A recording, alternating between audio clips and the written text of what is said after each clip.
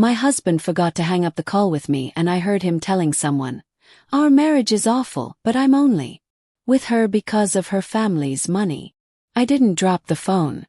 I didn't scream. I didn't breathe. Sat perfectly still on the edge of our bed, staring at the wall like it could give me an explanation. His voice came through the speaker again, careless and too honest. "Her dad's loaded, man. You think I'd still be in this if there wasn't a trust fund behind it?" The other voice laughed low and muffled like they were speaking over drinks. "So you're just going to write it out?" There was a pause. Then he said it calmly like he was proud of the math he'd done. "More years, maybe 3. Then I'll have enough to walk. She won't even see it coming. She's too comfortable." Ended. Cool. My hand didn't shake. That would come later. In that moment, I stared down at the screen like it had just delivered a death sentence. In a way it had, not of a person but of a version of my life I thought was real. 3 years of marriage unraveled in seconds. Every late-night conversation, every laugh, every fight we'd smoothed over with apologies. Now a rehearsed performance. I sat back letting the weight of what I'd heard settle like dust in my lungs. The betrayal didn't come with screaming or crying. Came with silence, an eerie, hollow quiet where my heartbeat felt too loud. I opened the drawer where I kept our wedding photos.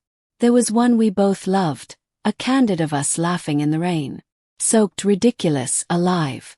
I used to think that moment was real.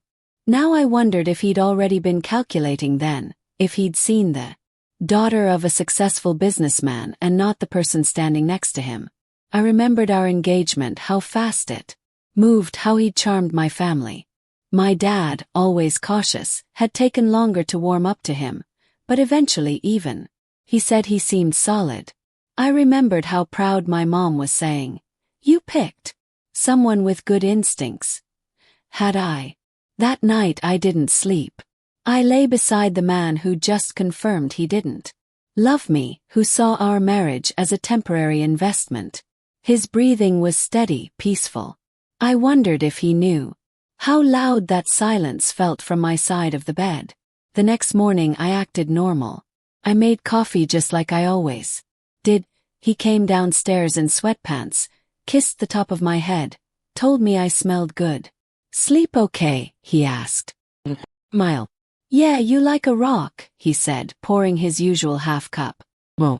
Sugar. You working from home today?" He nodded. "Just a few calls."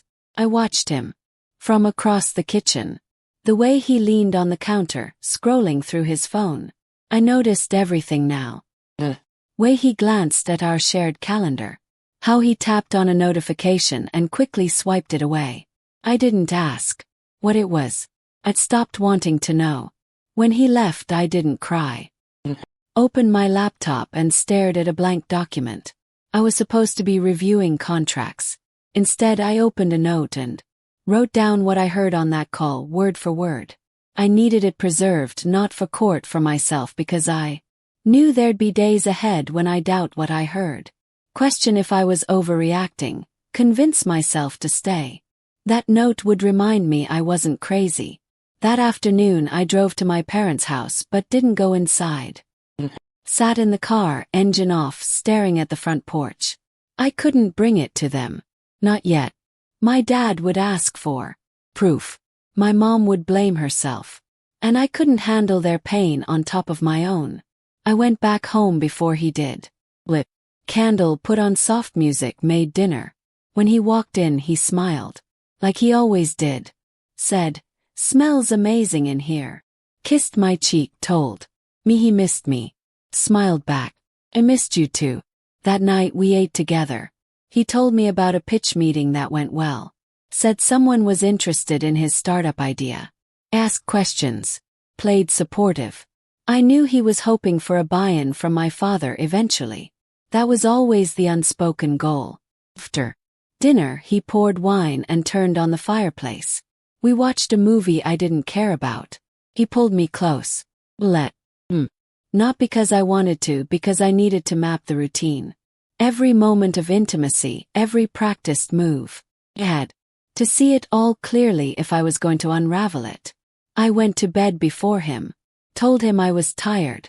He said he'd be up. I stared at the ceiling again, letting his words echo. Too comfortable. She won't see it coming. I saw it and I wouldn't stay comfortable for long. I saw it and I wouldn't stay comfortable for long. The next morning I woke before the alarm. It wasn't that I couldn't sleep. It was that I didn't. The bed felt foreign. His presence beside me, the rise and fall of his chest. His fingers slightly grazing my arm. These things used to anchor me. Now they made my skin itch. I slipped out quietly, showered in silence and stared at my reflection for a long time. It was strange how ordinary I looked. No one would have guessed what I knew.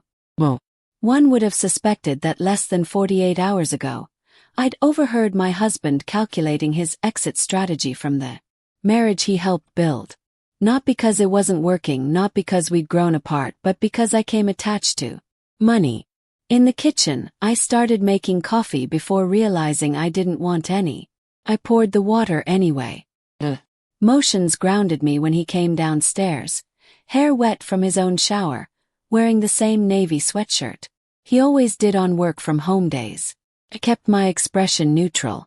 "You're up early," he said, yawning. "Didn't sleep." "Great. Too much wine last night." I smiled faintly. "Maybe." He kissed the top of my head. Flinched. Not noticeably, but enough that I felt it. He didn't seem to. Or maybe he'd grown so used to my compliance that he didn't notice anything unless it disrupted his script. After breakfast, I sat at the kitchen island, laptop open, calendar full of meetings I had no intention of joining. I stared at the screen while my mind wandered. 3 years. That's how long we'd been married. Almost exactly. Somehow, in less than 3 minutes of overheard audio, I was being forced to reassess every moment of it. Was he lying when he said I looked beautiful in the mornings? When he cried at our wedding? Was it real or just good acting? When he talked about kids, was that part of the plan too? Build deeper ties, make it harder to walk away, harder to untangle the money. I thought about our first year together, the small apartment we rented downtown, the way we'd save up for takeout and share cheap wine on the fire escape.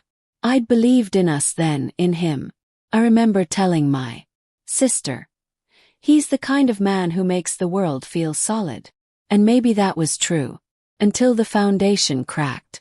At noon, I stepped away from my computer and sat on the edge of the bed. I let myself go back through it all slowly. Deliberately. I wanted to see it clearly, to stop idealizing it. I needed to strip away the warm filters I'd built around our memories and see them for what they really were. Like the way he always insisted we dine at high-end restaurants whenever we were with my parents. The way he got quiet anytime money came up unless it involved something being gifted to us. How he once told me it made more sense to lease a new car in my name since my credit was stronger. At the time, I'd called it practicality. Now I saw it for what it was. He hadn't fallen out of love. He'd never actually been in it. I picked up my phone and opened our photos. There were hundreds. Vacations, birthdays, selfies in the kitchen. I zoomed in on his expression in one, his arm around me, smiling, perfectly posed. And yet, his eyes weren't looking at me. They were looking just past the lens, as if he was already aiming for whatever came next. I saved a few of the more recent pictures, not for nostalgia, for documentation. I had a strange, sharp instinct to start gathering things like a woman preparing for a storm no one else could see coming. By evening I felt numb. He was in the living room, working on something he called a pitch deck for investors. He didn't offer details. He never did. Not to me. He asked what I wanted for dinner. I told him I wasn't hungry. He offered to cook anyway. Said, "Let me take care of you." I watched him move around the kitchen humming to himself. It was the same song he always hummed. Some old indie track he used to play when we first dated. I wondered if he hummed it for her too. I didn't ask. I didn't speak much at all. that night, but I took note of everything. The way he watched me from the corner of his eye. The way he hesitated before bringing the food over, almost like he sensed something had shifted. When he finally sat beside me, he said, "You've been quiet, just tired. Work stress." Something like that. He nodded and placed a hand on my thigh. I didn't move, didn't flinch this time. I was too far beneath the surface, too deep in the place where grief quietly transforms into clarity. Because that's what was happening now. I wasn't breaking down. I was waking up. And now every move he made became a study. Performance I'd watched too many times without realizing I was the audience. It had been 3 days since the phone call. 3 days of watching him brush his teeth, make coffee, kiss my cheek goodbye, all while knowing what he'd said about me, about us. The strange thing was how normal he seemed. Not guilty, not careful, just ordinary. Maybe that was the most unsettling part, that someone could plan your betrayal and still sleep soundly beside you. Thursday morning he offered to drive me to work, something he hadn't done in months. "You look tired," he said, adjusting his rearview mirror. "Figured I'd make your morning easier." Almost said yes. The old me would have been touched by a gesture. Now I wondered what prompted it. Was this part of the routine? Keep the wife happy. Keep the money flowing. "I have a stop to make after work," I said instead. "I'll drive myself." He nodded easily. "No problem. Dinner out tonight. That steakhouse you like. The one my father recommended. The one we'd been to exactly twice. Both times when my parents were paying." "Sure," I said. At work I couldn't concentrate. Every email felt pointless. Every meeting dragged. I kept replaying the conversation, trying to remember his exact tone when he'd said, "She won't see it coming." Casual, almost bored, like discussing the weather. During lunch I sat in my car and called my sister. Not to tell her everything. Wasn't ready for that, but just to hear a familiar voice. "You sound weird," she said after 5 minutes of small talk. "Everything okay, just tired. Work stuff. How's the husband?" The question hung in the air longer than it should have. "He's fine, same as always." That doesn't sound convincing. Forced a laugh. "I'm just in a weird mood. Ignore me." But after we hung up I sat there thinking about her words. Same as always. That was the problem, wasn't it? He was exactly the While my entire world had shifted, he remained unchanged because for him, nothing had shifted. This was always the plan. That evening at dinner, he ordered wine without asking what I wanted. Made a toast to us and the future we're building. "Do you ever think," he said, cutting into his steak, "about what we want our life to look like in 5 years?" I tilted my head. "What do you mean, just bigger things? You know, your family has this amazing foundation, this network. Sometimes I think we could be doing more with it." The words sounded rehearsed, like he'd practiced this conversation. "More like what?" "I don't know. Partnerships, investments, building something that lasts." He was testing the waters, seeing how receptive I was to involving my family's money in his plans. "That's pretty vague," I said. He laughed, but it sounded hollow. "I guess I'm still figuring it out. Just feels like we have so many opportunities we're not taking advantage of." Later that night I watched him sleep. His breathing was steady, peaceful, no signs of guilt or worry. Just a man resting after a productive day of manipulation. I lay awake until almost 3 o'clock in the morning, not thinking about revenge or confrontation, just trying to understand how I'd missed it, how someone could share a bed with you, share meals, share conversations about the future, all while planning to leave you once they'd extracted enough value. The next morning I decided to pay attention differently. Not to snoop or investigate, not yet, but to really see him. To stop filling in the gaps with my own hopes and assumptions. When he said, "I love you," before leaving for work, I watched his eyes. They looked just past me, unfocused, like he was reading from a script. When he texted me at lunch, "Thinking of you, beautiful," I noticed He sent it at exactly the same time he'd texted me yesterday and the day before. When he came home that evening with flowers from the grocery store, I realized he'd done the same thing last month. Same flowers, same timing, same usual. Saw these and thought of you. It wasn't spontaneous affection, it was maintenance. That night, over leftover takeout, he asked about my day with the same interested expression he always wore. But when I mentioned a problem with a client, he nodded and immediately changed the subject to his own work. He hadn't actually been listening, just waiting for his turn to talk. These weren't new behaviors. They'd always been there. I'd just been too willing to see love where there was only routine. By Sunday, I felt like I was living with a stranger. Not because he'd changed, but because I finally saw him clearly. The man I'd fallen in love with had been a carefully constructed character, and the performance was so polished, so consistent that even he seemed to believe in it. That afternoon, while he watched a game in the living room, I sat at the kitchen table with a cup of coffee I didn't want and started making a mental list, not of evidence or proof, just of things I'd noticed, things that suddenly made sense. How he always suggested expensive restaurants when my parents were joining us. How he'd grown quiet whenever I mentioned wanting to help pay down his student loans. How his business ideas always seemed to require connections my father could provide. How he'd pushed for a joint bank account within 6 months of marriage. None of it was dramatic. None of it was obvious. That's what made it so effective. I wasn't dealing with a villain. I was dealing with someone who turned our entire relationship into a long-term business strategy. And he was so good at it, he probably didn't even see it as betrayal, just smart planning. By Monday, the performance resumed like clockwork. He kissed my forehead before leaving for work, said, "Don't work too hard," with a soft smile. I stood in the hallway watching him gather his keys, adjust his jacket, and walk out like he had somewhere important to be. He didn't know I already suspected most of his meetings weren't real.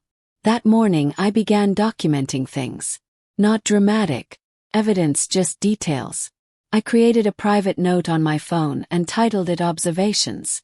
It wasn't meant to be legal or admissible. It was for me to remind myself when I started doubting that none of this was in my head. Tuesday, 12:47 p.m. Thinking of you text. Same time as yesterday. Use joint card for online consultation service. 145 hours not discussed. Restaurant suggestion for next week. One my father mentioned during last family dinner. They weren't smoking guns but together. They painted a picture and I was learning to read it. I started paying attention to the finances, not by hacking passwords or digging through his files, but by watching habits. He always offered to pay for dinners when we were with friends but used the joint card. He'd get vague when I brought up budgeting. And any time I talked about scaling back on spending, he redirected the conversation. By Wednesday I noticed something new. Panic barely beneath the surface. He came home early, which he never did midweek, and said he just wanted to spend time with me. I was polite, surprised, but not warm. He picked up on it. "You seem off lately," he said, watching me too closely. "Just tired." "Is it work?" "Us. Mostly work." I smiled gently. "Nothing you did." It wasn't entirely a lie. He hadn't done anything new. He was simply continuing what he'd been doing since the beginning. I had just started seeing it. That night I made a subtle shift. I casually mentioned that my dad was changing some things in the family business, restructuring, reallocating. Didn't elaborate, just let it hang. He looked up from his drink. "Is everything okay with him?" "Probably. He's just being careful lately." I watched the flash of concern in his eyes, masked quickly with a nod. "He always thinks 10 steps ahead," he said. I gave a small smile. It runs in the family. The next day, he asked if I wanted to go away for the weekend. Just us. Cabin up north, somewhere quiet. I almost laughed. A sudden romantic getaway wasn't his style. Not unless he needed something. Maybe next weekend, I said. I have a few things I need to take care of first. He didn't push. But that night he was more affectionate than usual, held me longer, watched me while I read, tried to initiate a conversation about long-term goals, using phrases like real estate, retirement, generational wealth. I listened quietly. The truth was, I didn't know what my long-term goal was. All I knew was that it no longer included him. By Friday I made a decision. I wouldn't wait for a perfect moment. I wouldn't wait for more evidence or for him to slip up. I'd already seen enough and I didn't need a full plan. I just needed to start pulling away strategically, calmly, without giving him reason to panic. I began with my accounts, not the joint ones, mine, the personal savings I hadn't touched since college. I scheduled an appointment with my bank manager. Requested that a new account be opened in my name only. No digital trace linking to him. I moved a modest amount. Enough to start a separation, not enough to trigger suspicion. That weekend, I visited my parents under the pretense of helping them organize paperwork for tax season. I didn't tell them the truth. Not yet. But I asked a lot of questions. Casual ones about legal protections, about the trust, about how they vet people tied to the family business. Dad gave me a look across the kitchen table. Something on your mind? I shook my head, just being cautious. He didn't push. He never did. That was something I'd always loved about him. He gave people space to come to him when they were ready. Saturday night back home, he brought up the idea of us starting a business together. He said it casually, but I could tell he'd been rehearsing it. We've got the brand, the last name, the connections. All we need is the right concept. What kind of concept? Yes. I'm thinking wellness, he said. Something lifestyle-focused. Everyone's into that now. Do you have experience in that space? Not yet. But with the right team, the right pitch. Your dad might even know someone. I let him trail off. I didn't nod. I didn't push. I just looked at him. And for the first time, I didn't see my husband. I saw the plan, the calculation, the person behind the mess. And he was starting to sweat. It showed in small ways. He'd started checking his phone more often, even when we were talking, glancing at me when he thought I wasn't looking. The easy confidence from our early years had developed hairline cracks. Sunday morning I mentioned that my family was going through a quiet financial reorganization. I said it while stirring my tea, not looking at him. Casual. Measured. Is that serious? He asked immediately. Not really, I replied. Tightening a few things. My dad's getting stricter about how assets are managed. He nodded slowly. Makes sense. Smart move. But I noticed he didn't touch his coffee after that. And when I excused myself to take a call from my sister, I heard the floorboards creaking in the kitchen, pacing. That evening he was overly attentive. Made dinner without being asked, lit candles. Asked me what kind of vacation I'd want if we just ran away for a while. Somewhere quiet, I said. No signal, just air and space.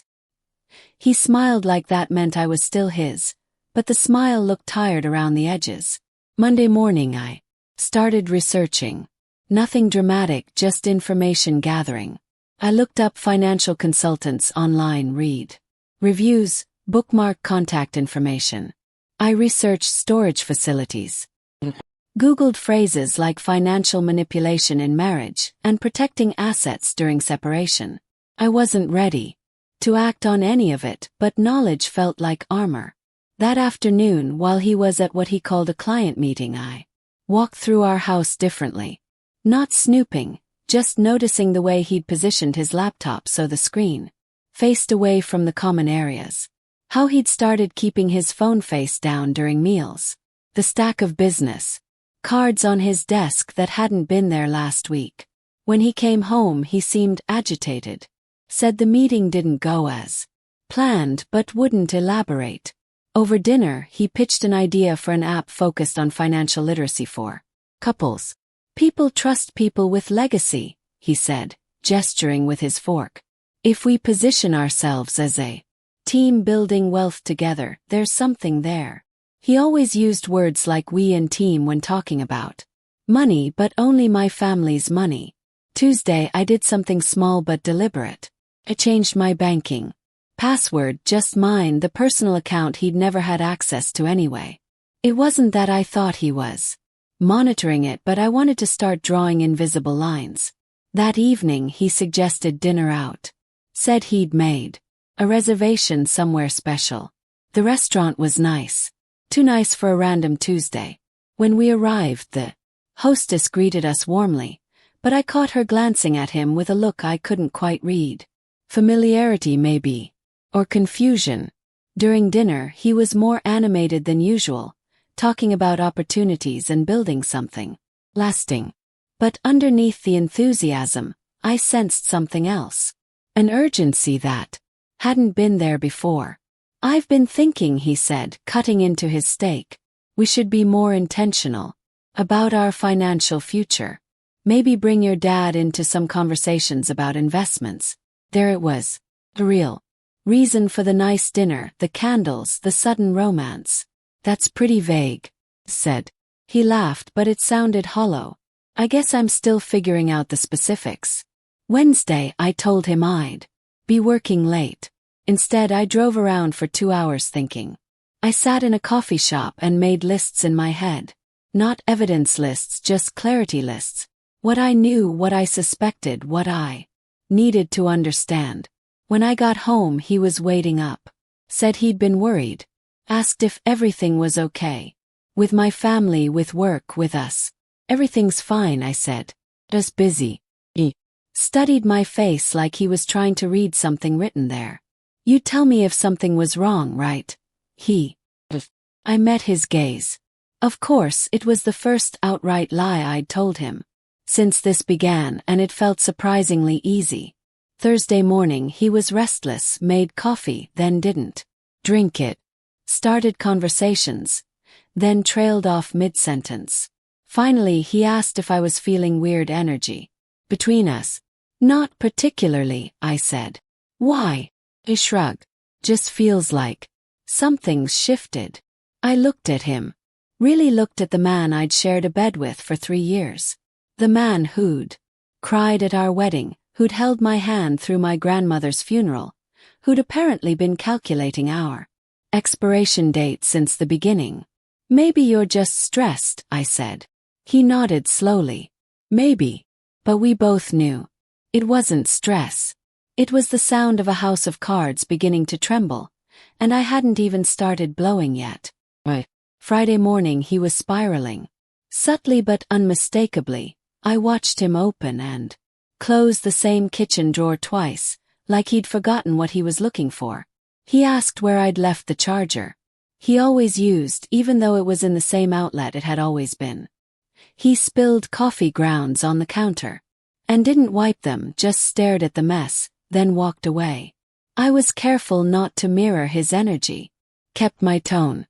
Neutral, movements calm. I asked if he had any plans for the day.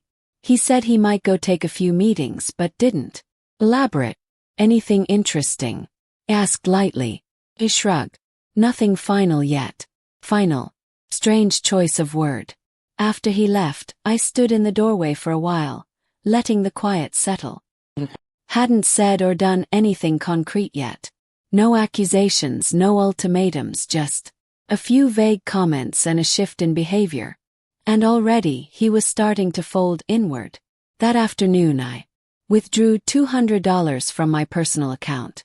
I didn't need the cash. I just wanted to see it in my wallet. Proof that not everything was shared, that not everything could be touched. When he got home, he brought flowers again. Grocery store bouquet, same brand of wine he thought I liked. He set them on the counter and said, "Thought you could use something pretty after the week you've had." I thanked him, put the flowers in a vase, poured the wine, sat with him in the living room while he talked about an opportunity that had just come up. Some contact he'd met through one of my father's colleagues. Total coincidence, he said, eyes gleaming. Didn't even know the guy was connected to your family until halfway through the conversation. Course. And now I ask. He smiled. He's interested in hearing more. Wants to do coffee next week. He nodded. Sounds promising. Think. Your dad would mind if I dropped his name just casually. There it was again. The script, the layering. Say it lightly. Enough and maybe it won't sound like exploitation. Depends on the context, I said. He laughed. But, got to be smart about it. I watched him sip his wine. His hands were steady again. Whatever nervous energy he'd carried in the morning had faded. He thought he was back in control, but I'd seen the shift, and I wasn't going to forget it. Saturday morning he suggested brunch. I agreed. I wanted to see how far he'd take it, how much charm he could summon. While standing on a sinking deck at the restaurant, he was all smiles, flirting with the server just enough to appear confident, not inappropriate, telling me about the couple next to us. They've been arguing the whole time. Can tell he always noticed other people's tension, never his own.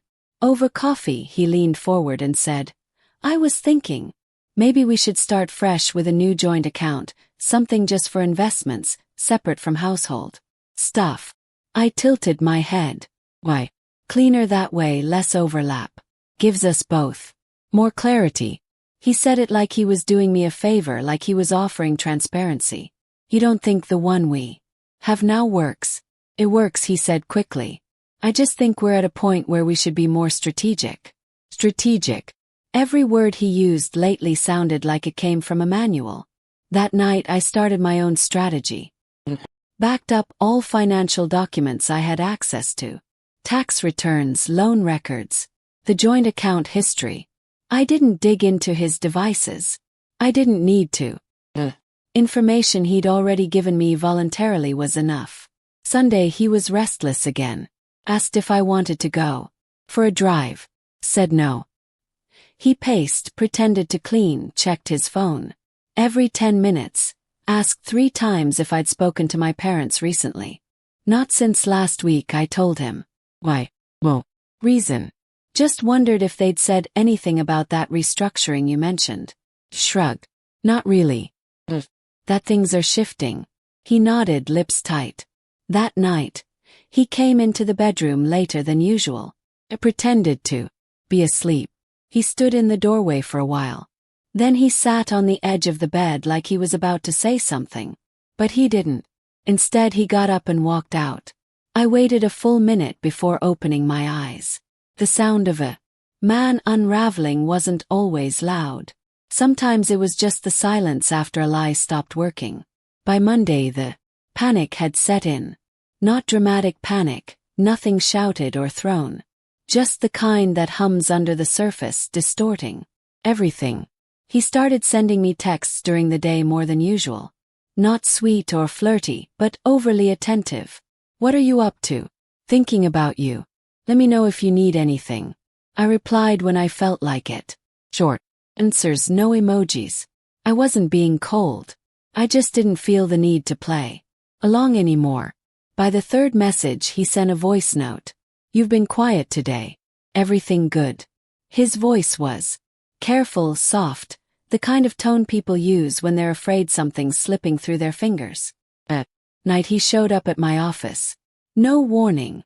Just appeared in the lobby holding coffee and a bag of pastries. From a cafe I used to like. Figured you could use a break, he said, trying to sound casual. But his eyes were scanning me, searching for clues. Everything okay? Asked. Yeah, just missed you. I forced a smile. Thanks for the coffee. He lingered longer than he should have, then kissed me goodbye. Not on the cheek or forehead, on the lips, deliberately, like he needed the staff to see it, like he needed witnesses. At home that evening he cooked again. 3 nights in a row. He even bought candles I hadn't used in months. Tried to recreate a dinner we had years ago on a random rainy night. Remember this? He asked, pointing at the pasta. He nodded. You added too much garlic that time. He smiled, but I saw the strain in it. After dinner, he brought up the idea of taking a few days off together. Just us. Disconnect from everything. Go somewhere. Quiet. He kept saying quiet like it was a promise or a solution. I said maybe. Then went upstairs alone. I watched his reflection in the hallway mirror as he stood by the sink, drying dishes with more force than necessary. By Wednesday the flowers returned. This time delivered to my office, bigger, flashier.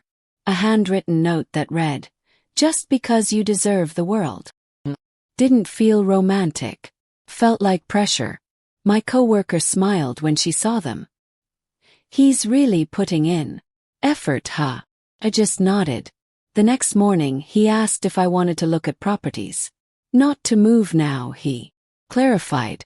Just to see what's out there. Dream a little. Asked why.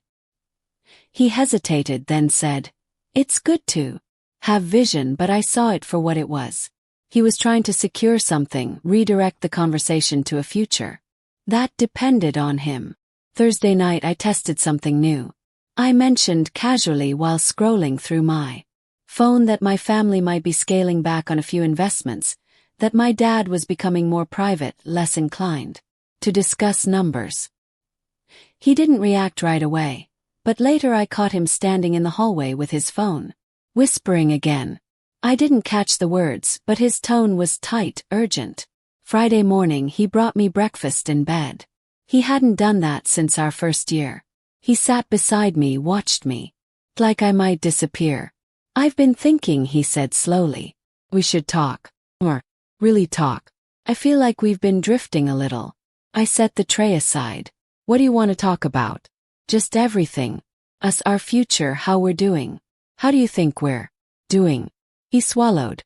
"I don't know. Sometimes you seem far away." "Do I?" He reached for my hand. "I don't want to lose what we've built." I let him hold it. Let him say the things he thought would fix it. But I didn't return them. I just listened because it wasn't about fixing anymore. It was about watching him realize he was losing. That night he cried. It wasn't loud or messy. A few silent tears while he sat on the couch pretending to scroll through something on his phone. I didn't ask. I didn't offer comfort. He didn't try to explain. He just wiped his face and kept pretending. And for once I think he knew I saw it. By Saturday morning something had shifted inside me. The notebook I'd been keeping, quietly, methodically, was nearly full. Dates, behaviors, small inconsistencies. Every entry was a step back toward clarity. And now, looking at the pattern spread across weeks of careful observation, I knew I couldn't keep pretending much longer. He made breakfast again. Too much food. Too many questions. "Do you want to go for a walk later? Should we book that trip next weekend? Have you talked to your mom recently?" "No," I said to the last one. "Why?" "Just wondering," he replied. "We've been quiet with them lately." I hadn't been quiet with them. I'd been thinking about what I would say when I was ready. That afternoon I made a decision. I called my parents and asked if I could come over. "Just to talk," I said, "about something important." When I arrived, they were waiting in the kitchen, concern written across their faces. Sat down and took a breath. "I need to tell you something about him," I said, "about our marriage." I explained what I'd overheard in the phone call, the words he'd used, the tone, the casual way he'd discussed our relationship as a financial arrangement. Kept my voice steady, factual. No tears, no anger. Just the truth. My mother's hand went to her mouth. My father sat back in his chair, silent for a long moment. "Wow. Long have you known?" he asked finally. 2 weeks. "And you're certain about what you heard?" "Completely," he nodded. Slowly. "What do you want to do?" I appreciated that he didn't try to fix it or minimize it. He just asked what I needed. "I'm not sure yet," I said. "But I wanted you to know before I decide anything." My mother reached across the table and squeezed my hand. "We're here for whatever you need." Driving home I felt lighter. Not because the problem was solved, but because I wasn't carrying it alone anymore. That evening I suggested dinner out. I needed to test something to see if he could still perform when I wasn't actively giving him the responses he was used to. He brightened immediately. Really? Where do you want to go? Somewhere nice, I said. He chose the steakhouse, of course. At dinner he was animated, almost giddy, talking about plans for the summer, ideas for redecorating the guest room, a business concept he'd been refining. He ordered wine without asking what I wanted. Halfway through the meal, I decided to ask a simple question. What would you do if my family's financial situation changed? I asked casually, cutting into my salmon. He paused. What do you mean if the trust were restructured? Or if my dad decided to step back from certain investments? What would that mean for your plans? He set down his fork. Why are you asking? Just curious. He studied my face for a moment, then forced a smile. It wouldn't change anything. I mean, yes, opportunities might look different, but that's not why I'm here. No, of course not. He reached across the table for my hand. I'm here because I love you. I let him take my hand but didn't squeeze back. That's good to know, I said. His eyes had changed. The easy confidence from earlier in the evening was gone, replaced by something more careful, more calculated. When we got home, he was quiet. He said he had some emails to catch up on and disappeared into his office. I could hear him on the phone later, voice low, door closed. Didn't try to listen. I didn't need to. I'd already seen enough. That night, I lay in bed while he worked late. Stared at the ceiling and thought about the conversation at dinner. How quickly his expression had shifted when I mentioned my family's money. How his first concern had been about opportunities rather than about my family's well-being. I thought about the phone call that had started all of this. The casual cruelty in his voice when he'd called our marriage awful, the laugh when he'd called me clueless. And I realized I'd been asking myself the wrong question. It wasn't whether I could forgive him. It was whether I wanted to spend another day pretending I didn't know who he really was. The answer was simple. I didn't. By Sunday afternoon, the decision had taken root. There was no big emotional climax, no moment of rage or screaming into a mirror. Just a steady, cold clarity. Was done pretending. He suggested dinner again, this time at home. Said he wanted to cook for me. Something special. He said. No distractions. Said yes. He spent the afternoon marinating chicken, chopping herbs like he was auditioning for some glossy version of himself. He lit candles, set the table. With folded napkins and the wine glasses we only used when my parents visited. You look beautiful, he said when I came downstairs. I said, thank you. He served the food with a flourish. Made a toast to new beginnings. Raised my glass but didn't drink. We talked about nothing. Weather, a neighbor's new car. A friend from college he ran into last week. I let him guide the conversation. Let him spin the illusion a little longer. Then while he was clearing the plates, I said, I want to talk about the call. He froze with his back to me. His hands still, gripping the edge of the sink. What call? I waited until he turned around. His face carefully blank. The one you forgot to hang up. His mouth opened, then closed. He began. Heard. Everything. I said calmly. Every word. He looked at the floor, then at me. Wasn't what you think. You said our marriage was awful. I was venting. Having a bad day. You said you're only with me because of my family's money. I was being stupid. I didn't mean it. You know how guys talk when they are frustrated. You called me clueless. His jaw clenched. It was a joke. Bad one. I was angry about something else. You said I'd never see it coming. Silence stretched between us. He sat down across from me, leaning forward. Look, I've made mistakes. I've gotten comfortable with your family's generosity. Maybe I've taken advantage of that, but that doesn't mean I don't love you, doesn't it? No, he said firmly. I married you because I love. Everything else is just circumstantial. I studied his face. The earnest expression he was trying so hard to maintain when we first met.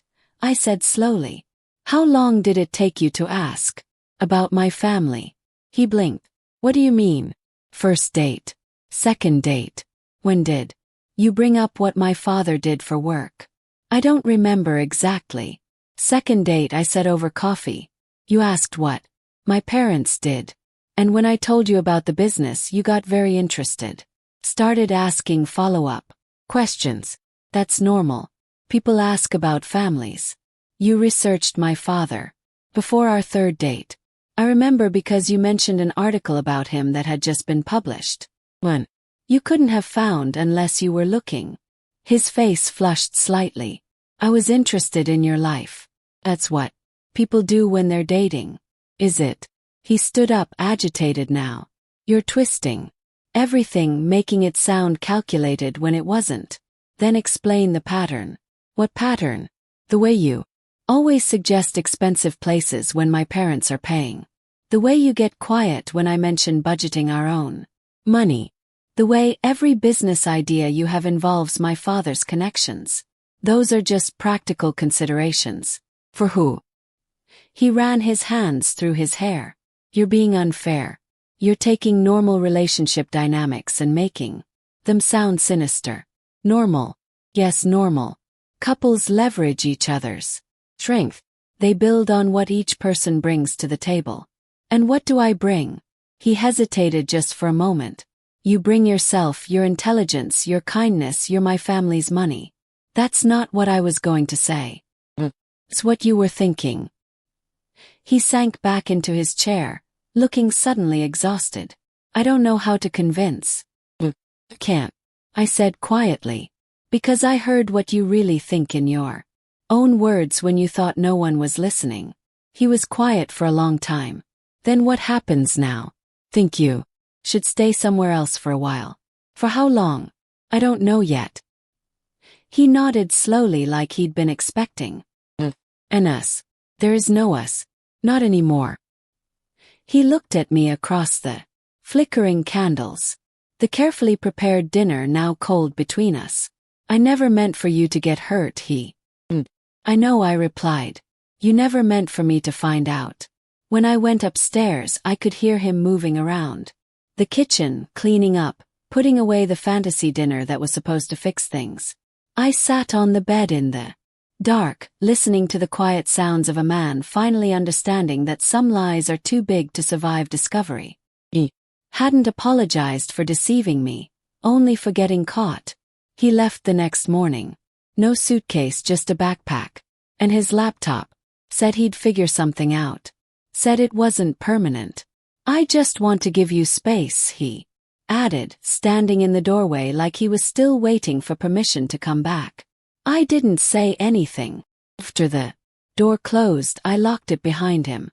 Not dramatically, just a quiet turn of the bolt. Then I stood in the hallway for a long time listening to the silence. He texted twice that afternoon. "Sorry. I still love you." I didn't reply. By evening the messages escalated. "Can we talk? I can explain better in person. You're shutting me out and that's not fair." It wasn't anger yet, just desperation dressed as sincerity. The next day, a flower delivery arrived. White roses, a note tucked inside still, hoping for us. They went straight into the trash. He started calling after that. I didn't block him yet. I wanted to hear what he'd say when I didn't answer. Voicemails piled up, calm at first, then emotional. One ended with, "I can't sleep. I keep thinking about what we had." Another, "I made mistakes. But we can fix them. I'm willing to do whatever it takes." On Thursday, he left a letter in the mailbox, 4 pages. Handwritten, his version of a confession. He said he was lost when we met, that he admired my strength, my ambition, that it intimidated him, that it also drew him in. He wrote about his failures, career setbacks, insecurities he never shared. How he felt less than around my family. He didn't mention money until the last paragraph. "Maybe I leaned on your family too much. Maybe I Thought it would be easier with their help, but I never loved you less because of it. That was the closest he got to admitting anything. No acknowledgement of the lies, of the plan, of the conversation he never expected me to hear. Just soft phrasing and emotional framing. As if the real betrayal was me. Not understanding him, he ended the letter with, "Let me prove myself to you. Let me show you who I really am." Folded the pages neatly and placed them in the back of the drawer with everything else. Because I already knew who he really was, and no performance now could change it. On Friday he called my mother. I don't know what he said, but she texted me afterward. He reached out. "Just wanted you to know I didn't engage." Then later that night he called again. I let it ring. Then he sent a voice note. "I keep thinking about Nashville." He said, "That weekend we got caught in the storm and ended up staying in that little motel. You were so cold and I gave you my jacket. Fell asleep on my shoulder. That wasn't fake. None of that was fake." His voice broke. He sniffled. Let a silence stretch before whispering, "Please don't let this be the end." But it was because those memories he kept referencing, those flashes of tenderness, weren't lies. That was the most painful part. They were real moments offered by a man who never intended to stay unless it paid off. By Sunday the tone changed. He texted, "I think you're making a mistake." Then we had something real, even if parts of it were messy. And finally, "You're going to regret this when the anger wears off." There it was. The pivot from remorse to blame. Didn't respond. I just forwarded the messages to my lawyer. We were already in the process, slow, quiet, legal, not public yet, but the groundwork was there. My parents had been measured and calm throughout. My father sent one message after reviewing the paperwork. "Proud of how you're handling this. Let us know if you need anything else." Didn't need anything. Not from them. Not from him. What I needed now was silence. Space, time to remember how it felt to breathe without being observed. He tried one last time the following Tuesday.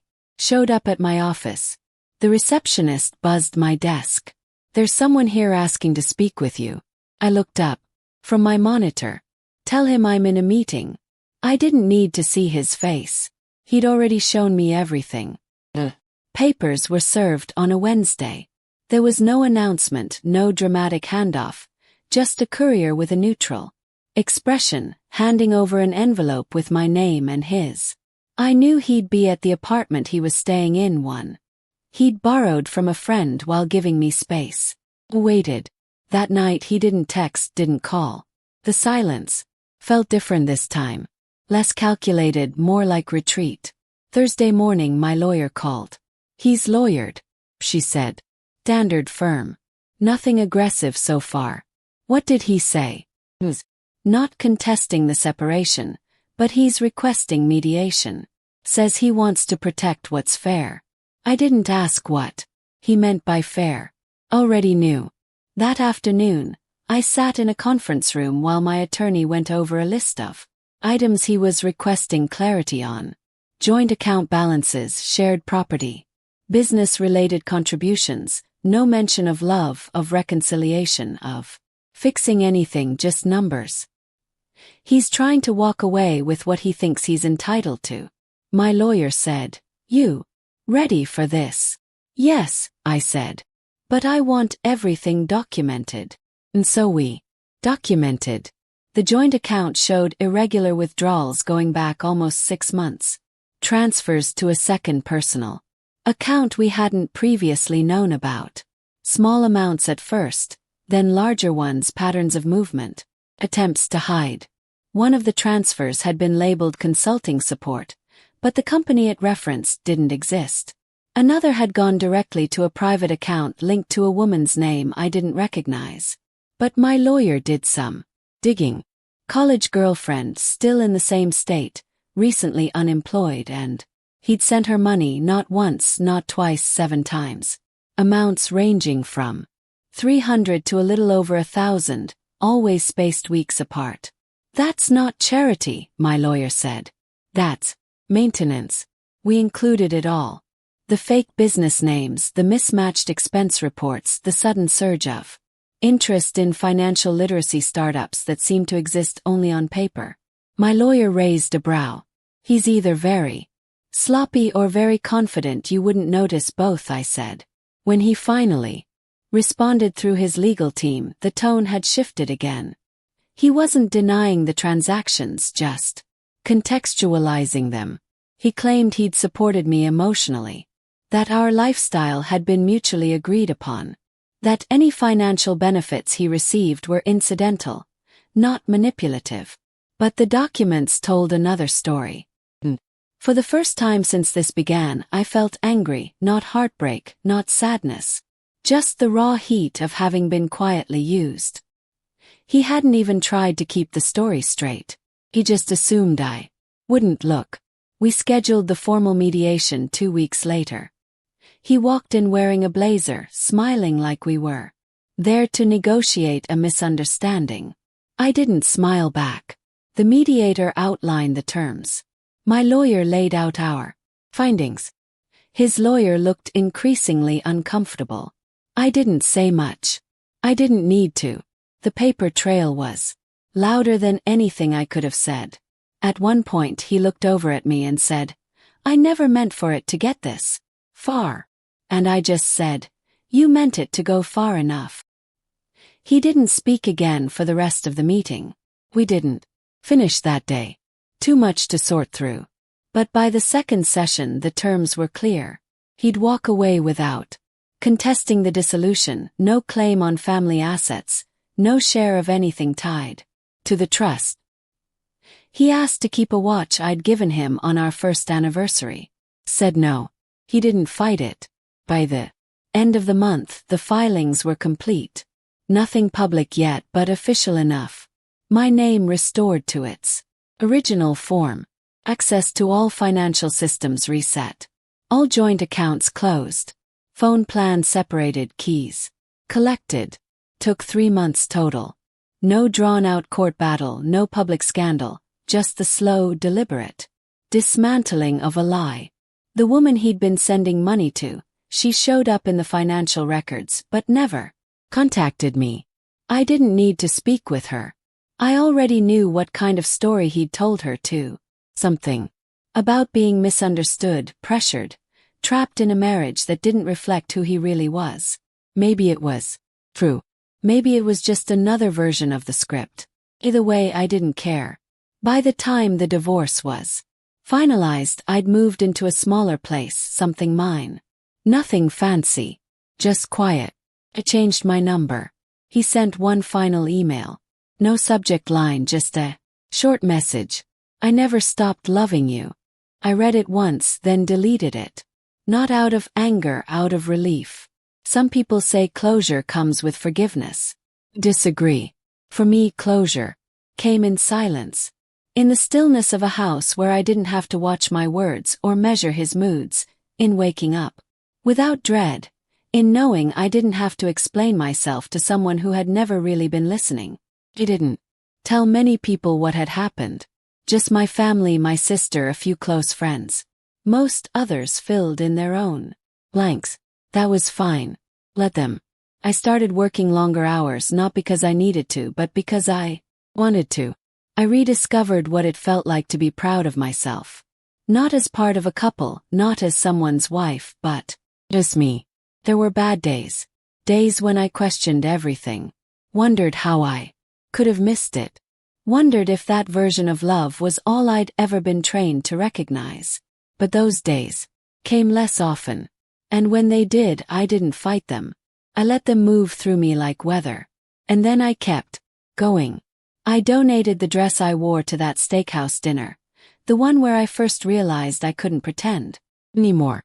I threw out the wine glasses we only used for show. I replaced the silverware set we'd picked together. Small things, petty maybe, but they made space. I went to therapy. Told the truth out loud.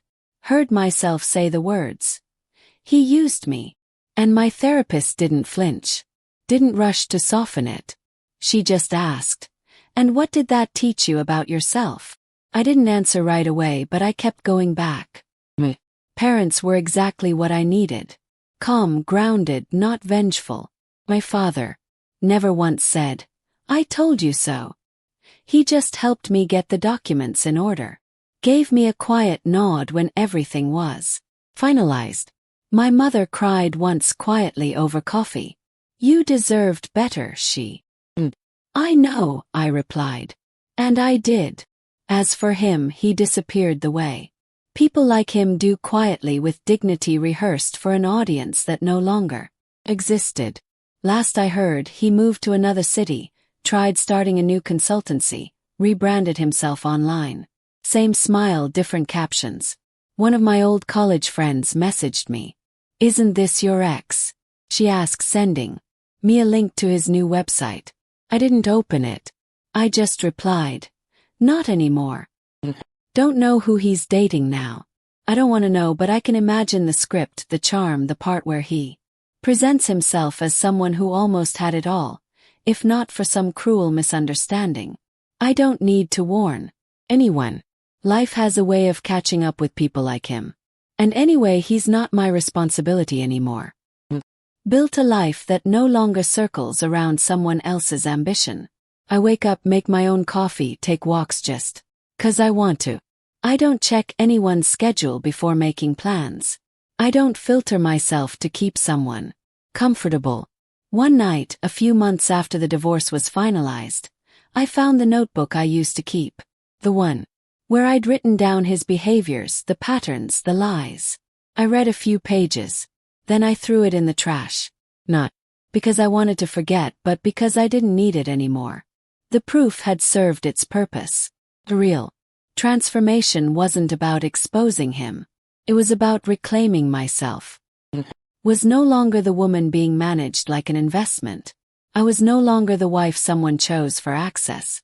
I was someone who saw the truth, held her ground, and walked away. That was the story worth remembering. Epilogue, where everyone ended up. He moved to another city, rebranded himself as a resilient entrepreneur with a personal growth narrative. His social media is full of polished captions about setbacks and reinvention. He never admitted what he did. Still curates his life for an invisible audience, still chasing validation in borrowed language. The woman from college, she never reached out. She likely went on with her life. Whether he's still part of it or not, I'll never know. The money she received was part of his long-term plan. But like most of his plans, it didn't survive exposure. My parents still present. Still steady, careful with their words, not because they doubt me, but because they trust one can carry my own weight. Well, quietly proud, fiercely protective, but from a respectful distance. Me. Free, not flawless, not entirely healed, but whole. For the first time in years. I'm not waiting for someone else's next move. I'm not anticipating the turn in someone else's mood. I'm not performing. I'm just living. And that's more than enough.